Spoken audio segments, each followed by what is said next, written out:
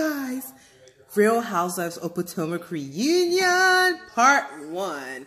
So we start out with the ladies getting ready as per usual. They all look great to me. Even like I did a review on the dresses initially, but looking at them sitting down, they look good. Except Giselle. Giselle just looks like she bought her stuff from the mall versus it being custom made. That'll be my only thing, but she looks good too. I mean, they're all beautiful women. So the segment starts out with Giselle and her fashions. Oh God.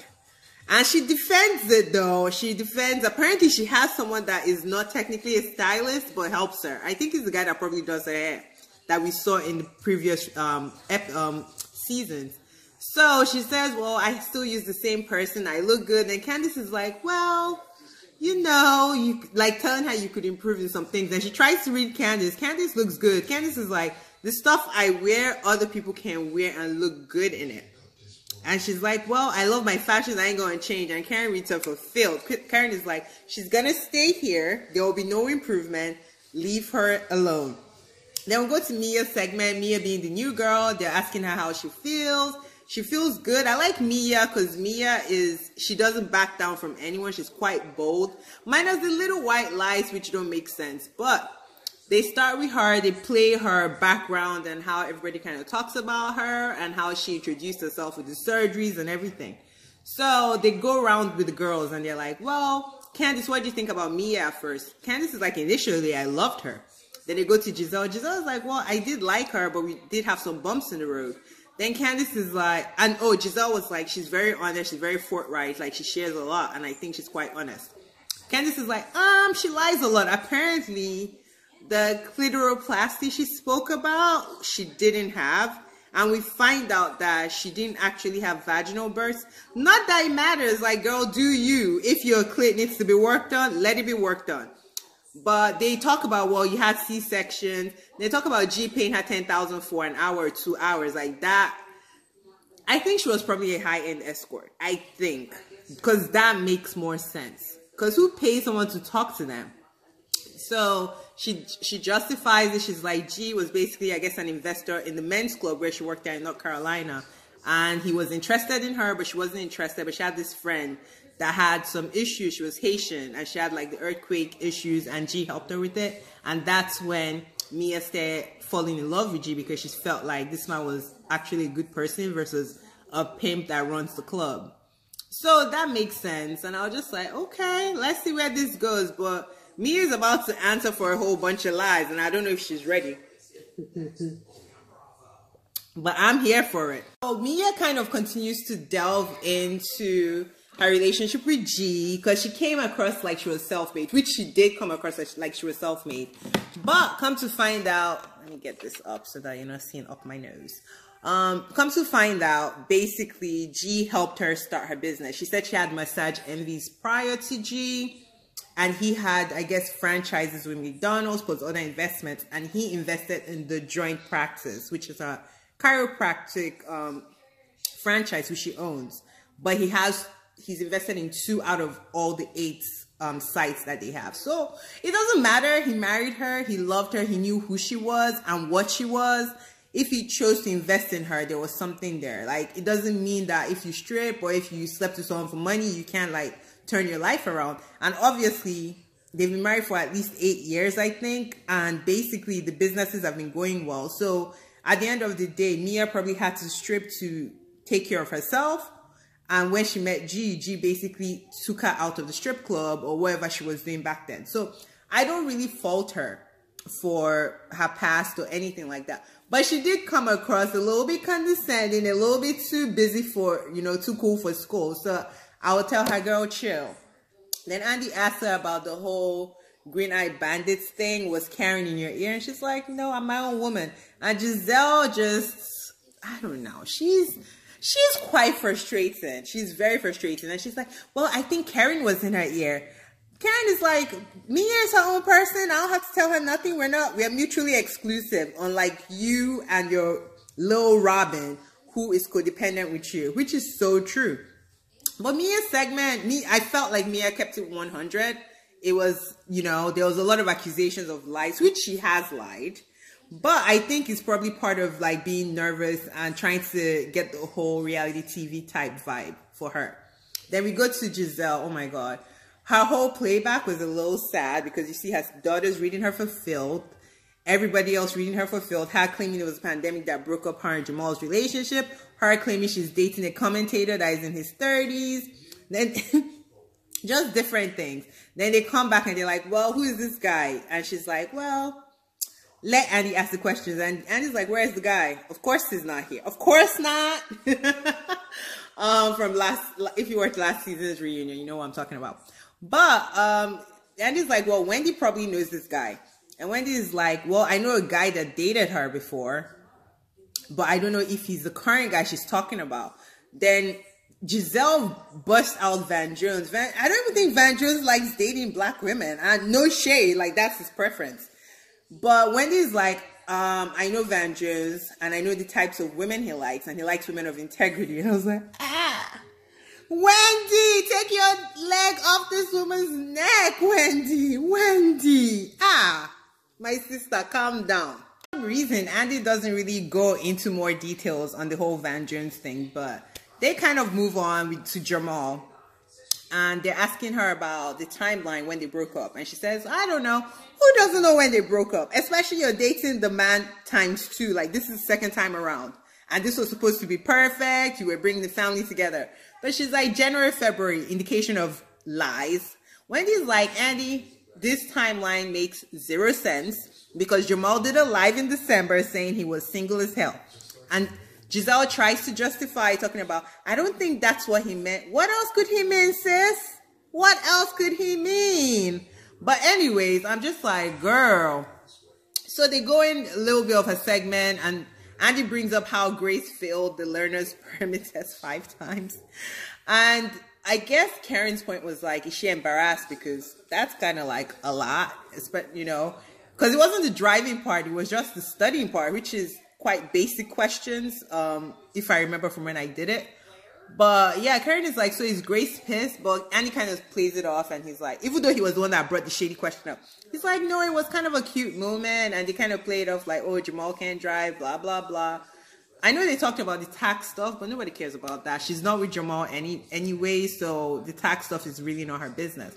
And they say, well, girl, you delve into everybody else's relationship, but we can't talk about yours. How come? Because when Ascali asked you, you kind of did the don't ask, don't touch. So she's like, no, that's not true. I am open.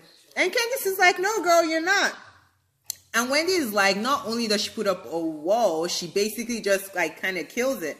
And she's like, no. And Wendy makes a point. She's like, if she talks about her relationship, she's going to break down because basically it's horrible. And I was just like, that is kind of true though, because her relationships have been kind of bad. I mean, Jamal hurt her so many times. From the blogs, if you believe what they say, allegedly, she had like a mental breakdown, had to be in a psych ward, like when they first met and prior to her marriage. So I think she's probably broken and she's picking up the pieces, but it's kind of hard to root for her when it feels like she's rooting for everybody's relationship to be broken, you know? Then Andy asked her a very pointed question, like, how does it feel? Like, it feels like you left this man because he cheated on you. He comes back into your life and does the same exact thing again. How does that make you feel? Do you cry about it? And she's like, you know, she does the whole Giselle thing where she looks up to space. And I'm just like, girl, answer the question. So Andy then discusses like, why is she so robotic in her emotions? Because, you know, she said she didn't cry the second time Jamal cheated on her, which is like, how do you not cry? It has to be very, very painful because, girl, you were trying to make this relationship work for your whole family. And she does make a point. She's like, she had to build walls or else she won't be able to go ahead, which makes sense. Like, I know moms that are going through it, but for their kids, they get up every day and they push through. And I think that's what she was saying. And Robin, you know, defender of the universe, chimes in, and Wendy like, Wendy is like not here to play with Giselle or Robin. She's gonna get them every time they open their mouths. But Robin makes a point. She's like, well, everybody reacts differently. And Wendy is just like, girl, really? You know, prior to that, Giselle was like, oh, Wendy is happy that she was cheated on. And Wendy is like, no, I'm just stating facts. Versus you were happy when there was rumors about Eddie, but we're going to get to that. Giselle is very hard to like. She's very hard to like because she comes for you in the worst way. And I know she's a producer's pet, but I'm like, where do we draw the line of like morality and how, you know, how to take care of things? And they come for Wendy and Karen talking about, well, you don't have to be married to be happy. Very true. But when you're coming for somebody that comes for your marriages, she came for Karen talking about Ray don't want you. Ray wants this other person. Ray has been propositioning this other woman. I can't remember what season that was. And she came for Wendy's marriage this season. She came for Monique's marriage last season. When you're dealing with someone like that, I think it's okay to shade them on relationships because obviously to Giselle, having a man is very important. Having a man that is faithful to you is very important to her as well. That is why she tries to come, is always infidelity. She never says anything else. It's always infidelity. She came for Ashley too, which Ashley's was true and public. I mean, the man was very sloppy with it. But Giselle is someone that does not respect unions. So why should we respect her union? Why should we respect her feelings about relationships? Like, girl, you put it out there, you better be ready to take it, basically. So they kind of go on and on about this, her lack thereof relationship. Then they say how she clowned, actually it was Andy that brought this nonsense up, how she clowned Karen for the taxes. Then they bring up that Jamal owes $740,000, apparently dating back to 2008. And Giselle's like, I'm not interested in that. It has nothing to do with me. And Karen's like, girl, you better at least get a lawyer to just make sure.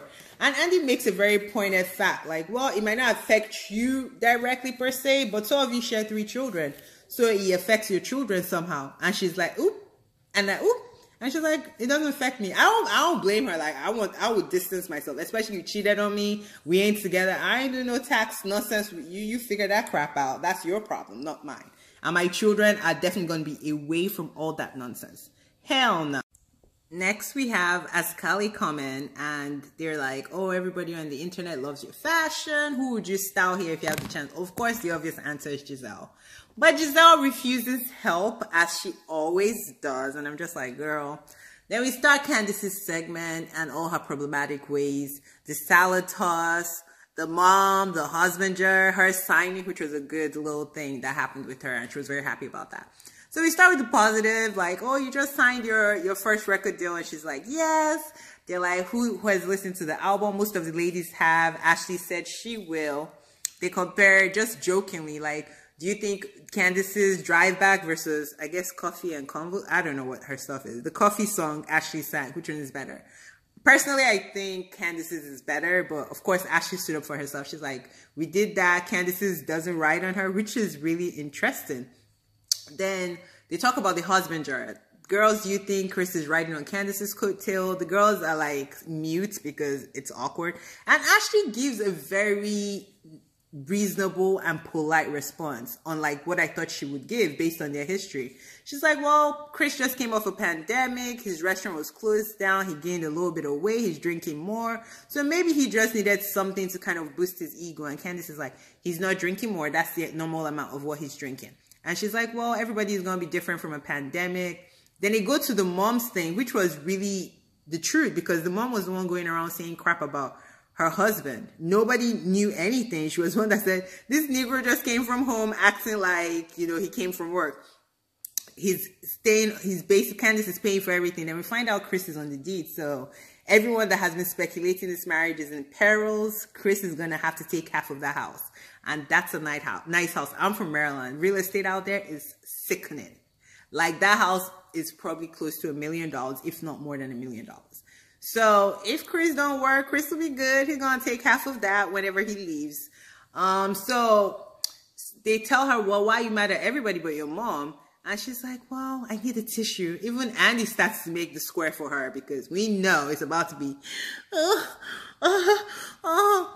And anyways, Mia makes a comment to Wendy like, if you were such a good friend, why didn't you tell her her mom was the one riding her tail? Which is true. And Candice reveals, like, basically her family is not going to be the same because of this incident that her husband was very hurt. As he should, because Miss Dorothy, that was like, you know, unprovoked. Like, what the hell? And I have a feeling Miss Dorothy's name is probably on Candice's deed. I'm sure one of these YouTubers or bloggers are going to pull up the deed and see who is actually listed on it. Like, I won't be surprised because she implied that she had something to do with them obtaining the house. Candace, she's a lost cause. They kind of come for Ascale because Ascale was talking about how Mia's comments about the low budget video was rude, but then she did ask Karen if Karen was an alcoholic, and she defends it by, I'm very direct. Yeah, you're direct, but you could be directly full of shit too. Like, Ascale, to me, I don't care one way or the other. It's not a like hate, but yeah, that was rude. Then we go off and on this low budget thing. Apparently, Candice did spend only $10,000 on video. She's a new artist. Her video is going to be low budget. She doesn't have the backing of like a big industry. So it makes sense that it's low budget. So for her to be that affected by it, I still don't understand why she was so pissed off. Like, she's so, I don't know. She's just so volatile. And Andy gets into it talking about, how is it working out for you? I wake up to tweets every day saying to fire you because of the things you say. And she's like, I'm just better at it. Everybody says stuff. Everybody does say stuff, but Candice just seems to be, I don't know. Maybe she's not too nasty, but I think maybe is the face contact is the, I don't know. Because there has been a debate, like, is it because she's a black, dark-skinned girl? Is that why people are getting more offense to it? So I'm trying to think of a white housewife that has done something just as nasty. And it's failing to come to my mind. I think most people do nasty stuff, but it's not as direct. Perhaps that's the difference. Like, a lot of the housewives are nasty. Like, come on. But Candice is quite direct, quite volatile, in your face, and waiting for you to pop off, basically. So I get how she can come off a little bit less tasteful than the rest of the nasty housewives. But she defends herself, and Giselle is like, girl, if Mia hit you the day you said the stuff you said about her, and the latest day, like, no one will be able to be mad at Mia because you go off. And she's like, well, I didn't start it, but I finish it. And her and Mia, like, going back and forth. I'm just like, then we bring up the Mia's mom's thing, which I don't think it was fair for Mia to definitely say if my mom relapses is on Candice. Like, girl, you brought your mom to the show. You told us she was basically a junkie. She was arrested. She wasn't a shit mom. Basically is what you presented. Like, you presented it without presenting it to tell us that she sucked as a mom and now she's trying to rebuild. But Mia claims her mom must tell her story. And Candice rightfully said, your mom looked very uncomfortable. There's no way she wanted to share any story. Like, girl, come up with another lie. But yeah, Candice basically, Giselle was like, you need to be able to edit yourself. You can't talk to people crazy all the time. Like, this is not normal. Then you go back to first butter knife with Ashley. Then Monique basically almost beat your butt. And now Mia. And she's just like, she doesn't see it. I think she's going to probably be whooped completely. Probably not by a cast member, maybe someone in the streets for her to understand it. I'm not saying violence is the answer, but when you don't correct your actions and you're in people's faces that you don't know if they had a bad day, if they're going through stuff, you're going to get consequences that you're not ready for sometimes when you do that. But that was it. This episode, I'll give you like a 7. It was good, but nothing really. I think most of the stuff we saw in the preview. So I'm waiting for part 2. Hope part 2 is better than part 1. We'll see. Like, subscribe, comment, tell me what you want me to review and what I can improve on. Thank you.